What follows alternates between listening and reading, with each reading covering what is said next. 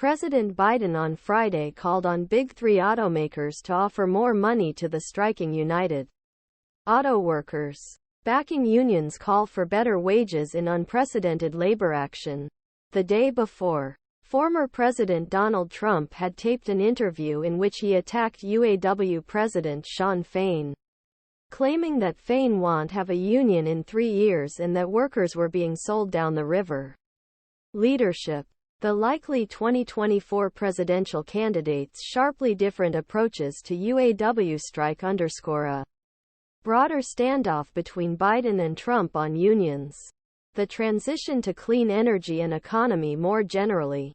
Biden, who claims to be most pro-union president in American history, aims to show support for workers, while Trump, during whose administration the UAW also struck against GM, picked personal fights and criticized Democrats for advancing auto industry. The strike, concentrated in Midwestern states that could help decide the next election, could be both an economic threat to the White House and a political test. More than 12,000 UAW workers went on strike against Detroit's 3 largest automakers at midnight Friday, with pickets in Michigan, Ohio and Missouri. The action represents UAW's first simultaneous strike against Ford, General Motors, and Stellantis, an action that could negatively impact economy but also carries symbolic weight of shutting down historic powerhouse of U.S. manufacturing. They have 2 very different strategies, and they both really need auto workers in these states like Michigan, said Kate Bronfenbrenner, Director of Workforce Education Research at Cornell University. Biden taking a very unusual stance for a president, saying company is making enough profits that it can afford to give workers more, while Trump attacking unions and trying to raise the specter of fear about green transition. Despite Biden's overtures, Fain on Friday chided ministration, saying the White House is afraid.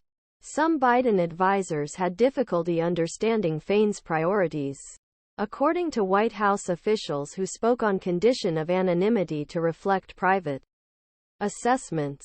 Biden, careful not to intervene in a private contract dispute, has made clear that he views the UAW's demands as an important step toward ensuring workers benefit from automakers' record profits. Biden backed the UAW even though the strike risked worsening economic turmoil that was already complicating his re-election bid. The union has yet to endorse his 2024 campaign, although it backed him in 2020.